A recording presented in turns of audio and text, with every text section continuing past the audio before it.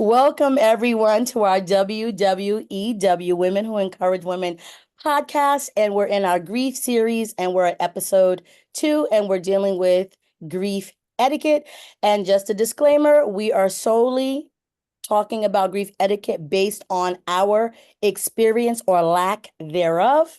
And today we have Hilda with us, and we also have Cam Barrett. She also is someone who has experienced grief, so she'll be sharing her experience as well. And today we have our first question, which is, what are some do's and don'ts when supporting someone who has experienced the loss of a loved one?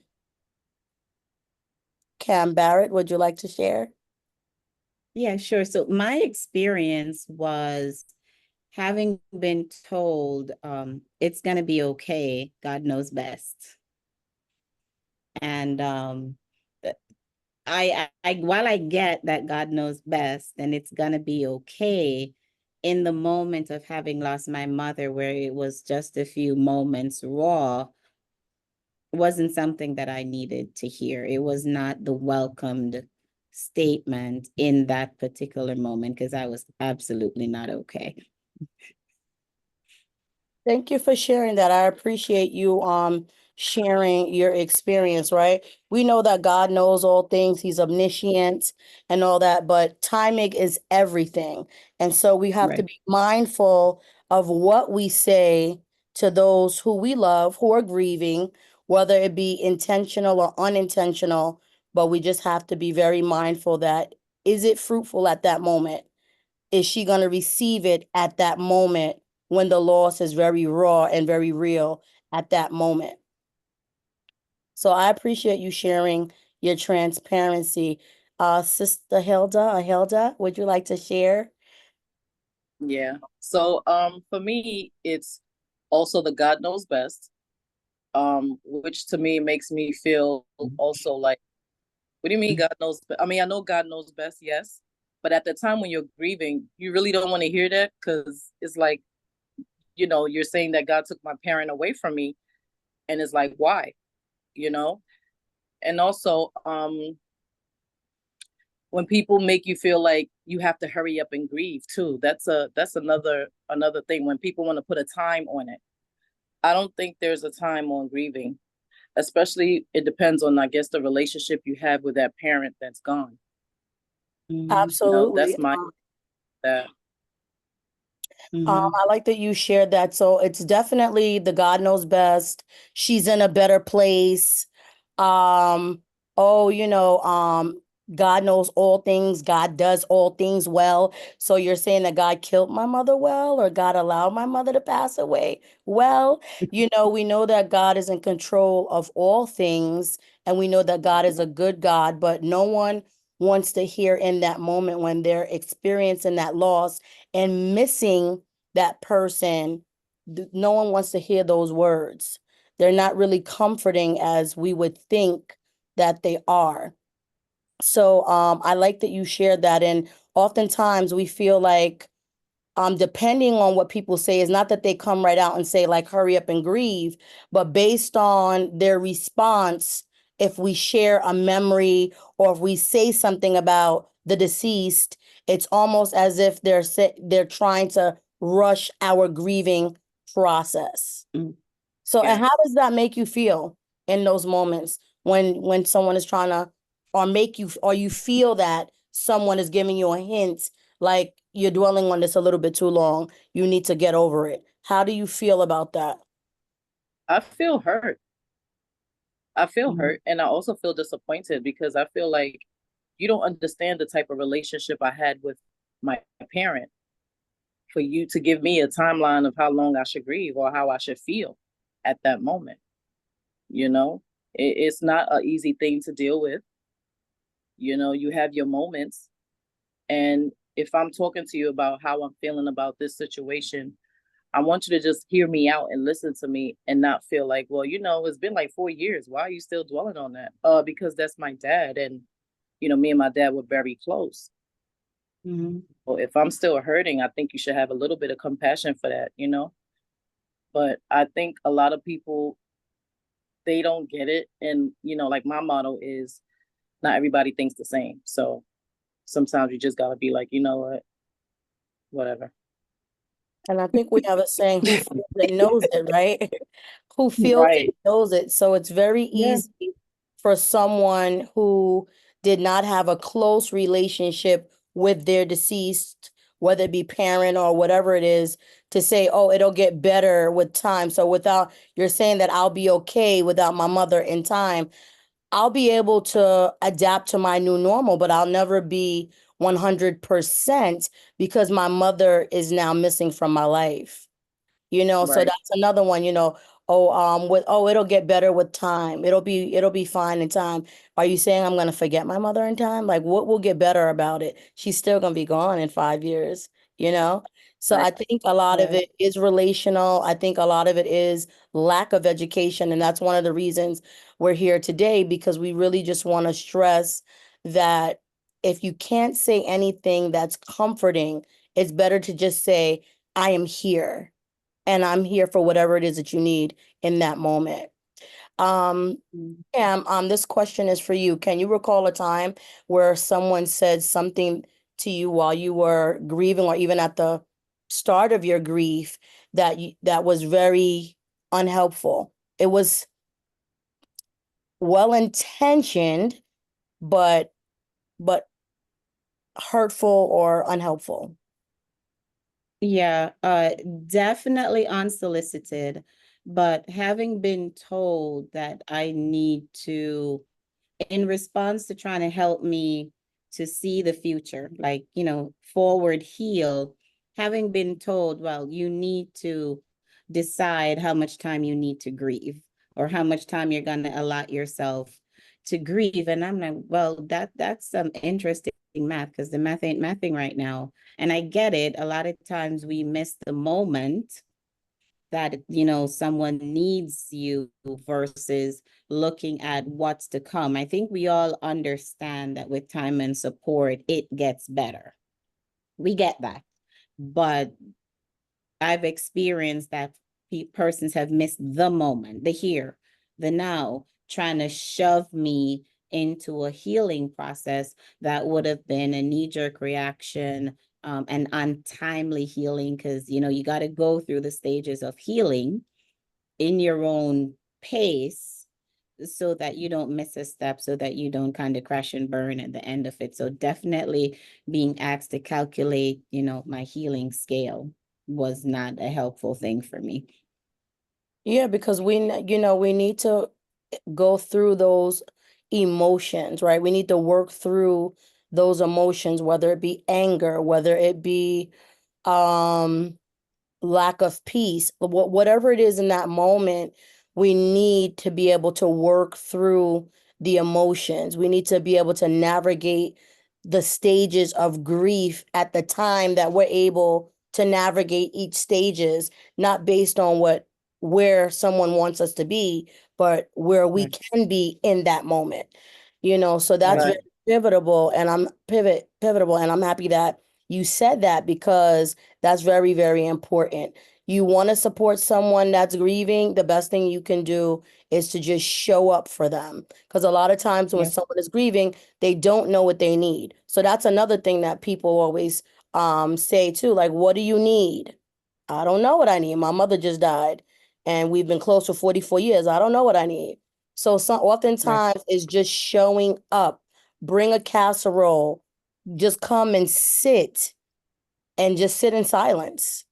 Just showing Yeah. up makes a huge difference, because in that moment, there's really nothing anyone can say that can bring solace to someone who lost someone that they're very, very close to. So Yeah. showing Yeah. up, allowing people to feel what they need to feel in the moment is very crucial. So Hilda, Mhm. this question is for you. What advice would you give to a family member or a friend who wants to support someone going through grief? I think showing up is number one, physically, just being there, listening also. I Mhm. think when the person hears you out, especially when you're going through your days where you feel like it's a tough day, You know, you're thinking about that loved one that's no longer here. You just want somebody to listen to you, vent a little about maybe memories or something. And even phone call. Sometimes a phone call, you know, a lot of people like the physical, but also a phone call just to know that somebody cares, you know, or a text. Mm-hmm. You know, our world is more of a text world and more of a text world than anything else, but physically being there listening to me, phone call or text. Just the fact that you're there, you know, is that makes a huge difference, I think, with the grieving process, to know that you have people that has your back, that's there, that checks on you, that makes sure that you're good and stuff like that. I like that you said that because oftentimes, you really don't know when there isn't a good time. Oh, let me know if you need something. Oh, let me know if you want to talk.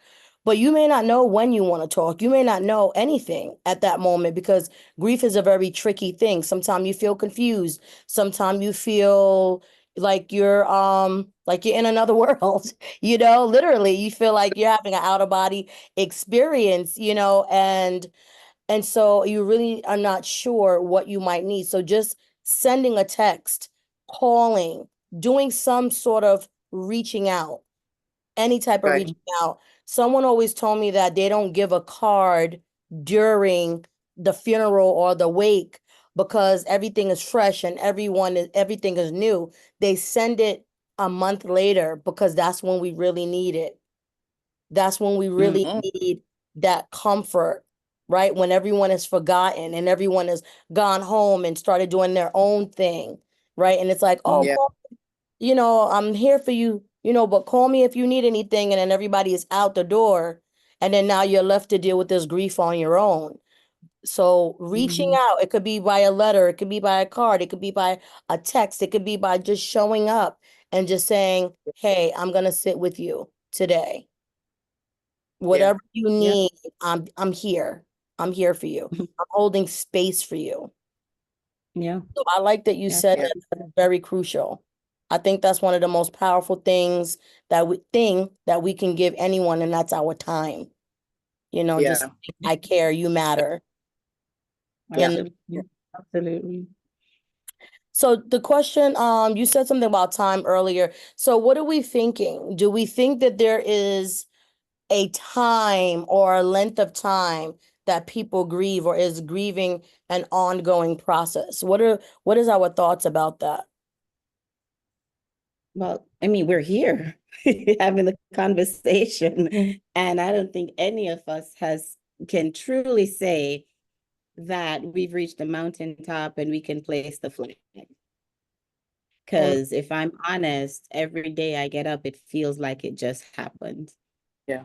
And each time something, I may have a fleeting memory, it it gushes in again and it feels like a fresh punch to the gut. So Mhm. I don't know that it's a case where we're going to ever complete the process, but it's more, for me, it's more like, how do I get better at living through the process where I can have these moments and it doesn't feel as though I'm suffocating, Yeah. but I can embrace it in a way where the more painful memories, it's almost like an upside down scenario where the more painful memories are getting, further to the bottom, and I'm able to live through the more colorful scenes in my mind of what I can remember of my mom. So it's really a timeline of how we replace the memories, but nothing ever disappears. They're all there. It's just where you're packaging them and which one you pull out,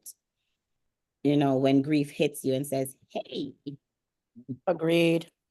Agreed. I agree with Go ahead, Hilda. I think you're the us. longest grieved on this call, so you can share your experience.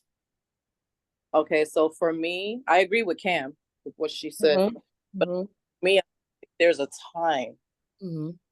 with grieving. You know, like I said, it also depends on how close you were with the parent. You know, how did you guys relate to each other? Hmm. But I don't Mhm. think there's ever a time, you know, we try to compose ourselves where we're not dwelling on it to a point where we're so depressed we can't even get out of bed and all of that type of stuff. Because life, of course, goes on. You got to move on. But the relationship you have with that person, it makes it a little harder, especially if you're close to them, Yeah. or if during the time when they were going through whatever they were going through, you were the one taking care of them, or you were the one that was there with them. It makes it even more harder, Yeah. I think. Yeah. I think there's a time for that. There's a time we could try to pick ourselves up where we don't get so deep in it, where we're depressed and all of that stuff. But it's not an easy thing. And I don't think people should make you feel like you have to have a timeline when it comes to grieving. Yeah. Amen. I Mhm. think grief is a lifelong process. And I think that it could be a smell. It could be, Yeah. you're cooking something and it's a memory, right? Or Mhm. something you're doing something and whatever you're doing might remind you of that person. I think we learn how to navigate our new normal and we get better at navigating the new normal over time. But I don't think Right. that it's like, oh, things are gonna get better. Things are gonna never be better without my mom, but I learned how to live with the life that I have now without my mom. And I learned Right. how to do it well over time, right? Experience, right? But it's a lifelong thing. I remember my mom who lost her mom many years ago. She would still, like on my grandmother's birthday, she would still cry. My grandmother was born in May, right around Mother's Day, and she would cry on Mother's Day. And she'd say, "Oh, I miss my Wow. mom," you know? So, and she was much, much older, but she took care of her mom. She was very close with her mother as well. So, she would still have moments where she would cry, you know? So I think grief is a lifelong process. And I think based on your relationship with the deceased will also be a factor in how you grieve and how the grief Right. affects you, if that makes Right. sense. Absolutely. It That's does. It does. It does. It Amen. does. Because Thank you, ladies, for being so transparent. I appreciate that. So let's look at our next question. If you had to, ooh,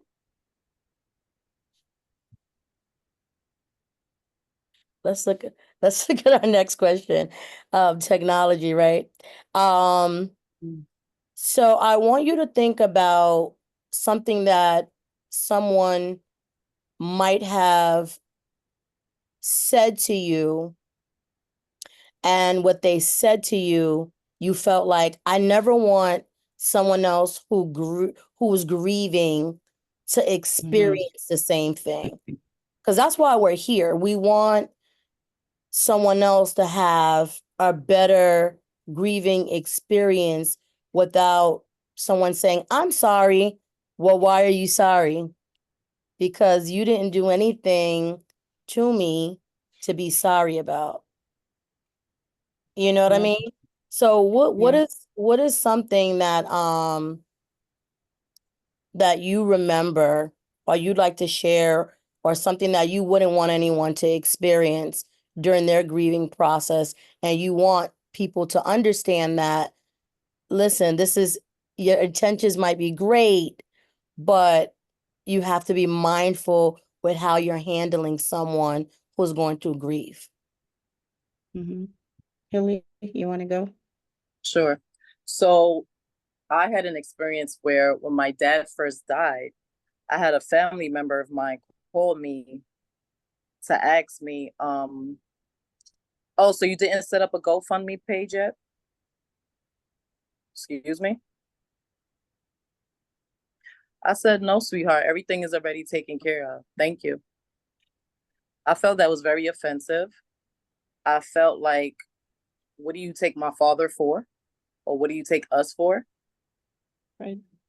Mm. But I had to break it down. I was like, no, we don't have a GoFundMe page, and everything is already taken care of for his funeral. But thank you. I'm wondering So if, people have to uh, go ahead. no, I'm So saying, people have to be go ahead. I'm sorry. Go ahead. Go ahead. no, I'm wondering if the notion is that because of, is it because of the culture where they thought that, you would be calling asking for money eventually? I'm just trying to find out, like, your uncle died and you're asking if I started a GoFundMe. You didn't give me something towards anything or suggest, like, are you guys good? Do you guys have it? Do you need me to do anything? Right away, it was, did you do a GoFundMe?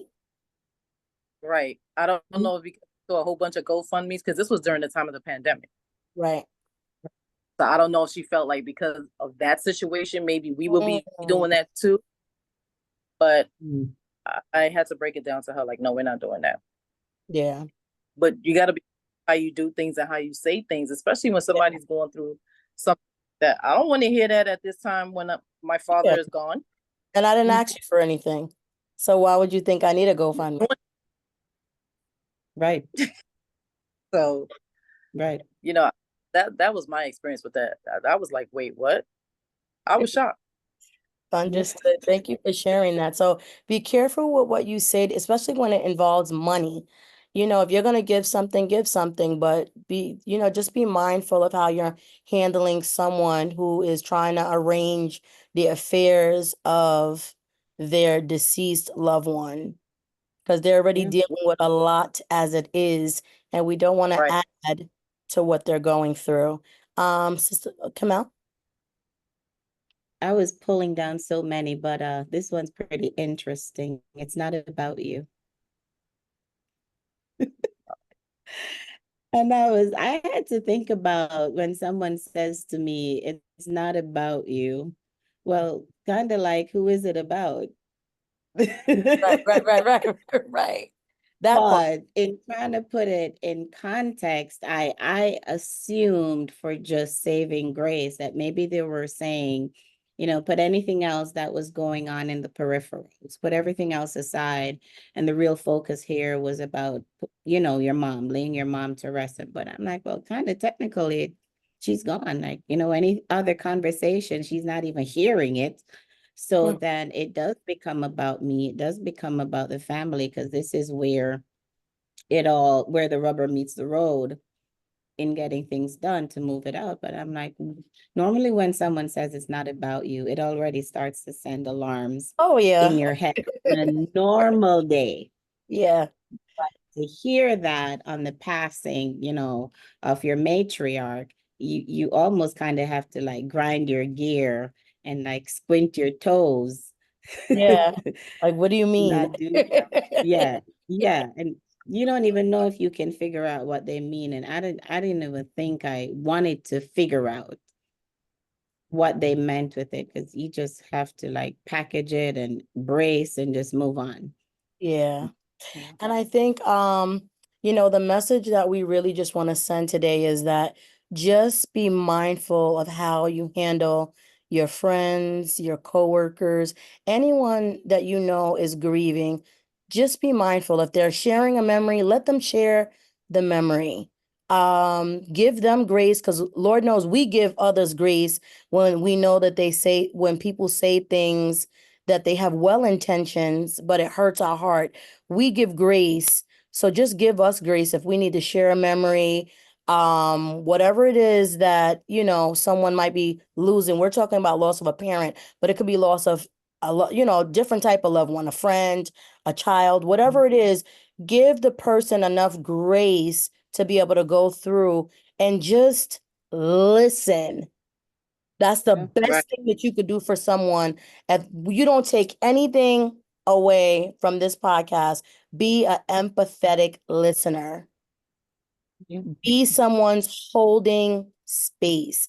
Allow them to just be there. Allow them to cry if they need to cry. Whatever they need to do, just show up and just be there. You don't have if you're gonna Yep. if you want to say anything, just say, I'm here for you, for whatever that looks like. Yep. Absolutely. Yep. I am your Absolutely. host, and this was WWEW, Women Who Encourage Women podcast. We thank you for tuning into this episode. Stay tuned for our next episode, which will be dealing with grief and the aftermath of it, dealing with the cleanup of the deceased affairs. We're over and Yeah. we're out. Good night.